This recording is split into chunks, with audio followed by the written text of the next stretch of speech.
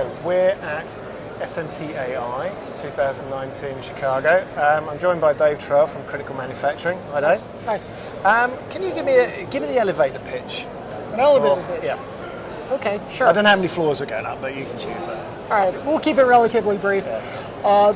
I work for Critical Manufacturing. I'm in charge of their SMT and electronics assembly business. Critical Manufacturing as a company has been in business about 10 years. They got their start in semiconductor.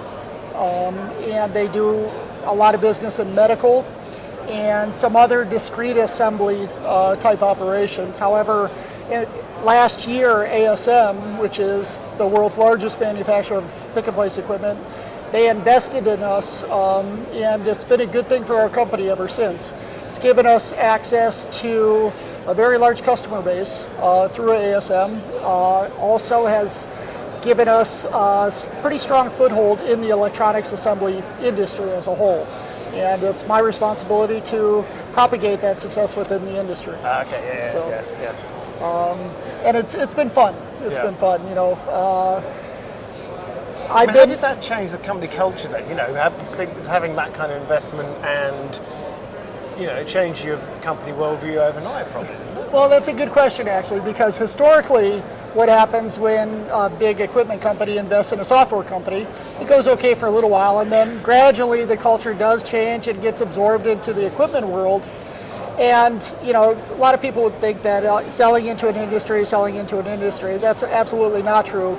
The jargon, the terminology, everything is different in equipment than versus software, and it's a different business process and different way of thinking. So ASM was intelligent enough to realize that, and while they're a strategic investor, they've given us a high degree of autonomy, both in how we do business. We run completely different CRM systems, operate as two totally separate businesses. However, we do benefit from one another. Yeah, that sounds good. Yeah, so you maintain your identity. We do, yeah. And it's helped out ASM in the sense that they really want to diversify beyond just being the world leader in SMT and semiconductor equipment. They see software as a whole, or as it applies to the industry, as really the direction that the industry is going into, to the point that they want to diversify enough that in the relatively near future, they see about a third of their sales coming from software. Really? Okay. So it's a big deal for them and for us. Yeah, and that's on your shoulders. So good luck. Yeah. So what kind of trends are you seeing in the industry? You were saying kind of that software becoming so dominant. Yeah. Suddenly your playing field must have gone. It did. We've had a very strong name for a long time, and the people that are aware of us really know our product and know that it's a very, very good product. It's built with the latest technologies, designed for tomorrow's needs in mind. It's not a lot of other companies in our field. They either are building upon a system that was started 20 years ago, or they've taken kind of a minimalist view of what they want to do. Our system was built using the latest technologies, and actually we're the very first MES company designed for Industry 4.0. Right. In fact, in both our mission statement and a lot of our corporate culture and verbiage mentions Industry 4.0. As far as I know, we're the only company with Industry 4.0 in their mission statement in our industry. So that's kind of cool. Yeah. And it's, you've got to keep that there to drive you to deliver that all the time, haven't you? Because it's very easy. We've talked before, a lot of companies have put Industry 4.0, they pepper the term through their literature kind of thing in a marketing sense. Well, are they really Industry 4.0? Yeah, a lot of people are just riding the trend. Yeah. A lot of people don't completely understand what it is or what the benefits are, and we've kind of talked about that a little bit in the past.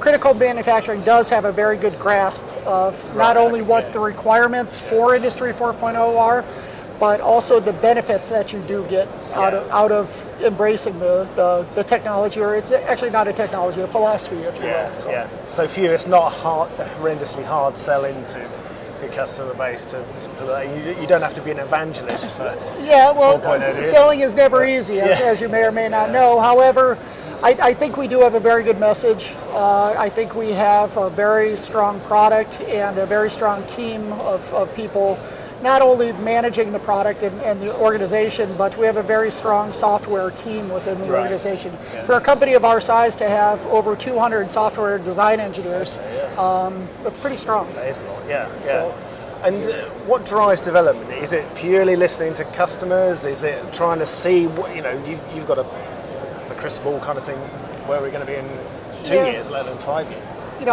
The people within the organization, to varying degrees, but on a broad sense, we're all visionaries in a sense. That's part of the culture that we have as an organization, is this vision of the future, vision of what manufacturing is going to look like, not tomorrow, or not next year, but 20 years from now. And a lot of the decisions that we make as a company, are based upon these visions that we have of where we think manufacturing is going to go in the future. I find that quite exciting. It is. It is. It's I joined the company fairly recently, and it's been a great ride. It really has. It's the first time working for a Portuguese company, which is where we're headquartered. So that's a little bit different also, but. Because we do have locations all over the world, we are a global culture around that too. So we do benefit from not only the ideas that we have internally, but because we do have a global customer base, a lot of the ideation does come from our customers, where they say, we love your software, but we wish it did this. Right. So we're very active in product improvements, building new features into the product. For example, just a couple months ago, we released a version of our software that has augmented reality built into the software, which is great. Yeah. So what are you using that for then within there? It can be used for a lot of different things. For, let's say you're a line engineer responsible for an SMT line. By being able to scan a QR code on a machine, you can pull up directly on a tablet or your cell phone or whatever it might be, real-time information on what's taking place on that machine or on the assembly line. Or to actually walk an operator through how they do a complex assembly of a product. And all of that stuff, it's not only cool, but it's practical too. Yeah, it has to be. Yeah, it's one of those, AI is one of those technologies that you see, that's why you got to use it straight away. It speaks for itself. There's those kind of applications. Think, why wouldn't you be using it if you can? For a business, from the point of view of actually not having to invest massive amounts in training staff, because you can put the information at their fingertips. Yeah. But also being cost effective and speed of production. Well, it benefits the workforce within the organization too. I mean, if being able to quickly uptrain somebody to do a certain type of assembly where they're previously just doing soldering, for example, it really speeds that process, and it allows the workforce of our customers to be more diverse in their knowledge base, be more valuable to the organization, and it also makes for much more satisfied employees. Well, exactly, and it's there's a lot of the other scare stories about automation, robots. They're going to be taking our jobs, kind of thing. It's not quite terminated yet, but AI is one of those things. Well, actually, okay, so automation can take those mundane, repetitive tasks and do them incredibly well. Yep. Use the humans for what they're really good at, being able to do lots of different things. I mean, there's a story a while ago. Is a Mercedes S-Class, one of those cars, where there's so many options that you can choose that almost no two cars are the same. So they took the robots off the line, put people back on, because they can do those things. And it's using people in the right places, automation in the right place. Yeah, artificial intelligence is here to stay, and it's coming. Will it ever replace people? No, absolutely not. I mean, you can replace a lot of those mundane tasks or speed up some of the thought processes, but you can never replace the human mind and the creativity that people have. No, it's exciting times. Yeah. Well, thanks for talking to us. Great. Lovely to meet you, and I hope the rest of the show is rewarding for you. I hope so too. Are you here tomorrow as well?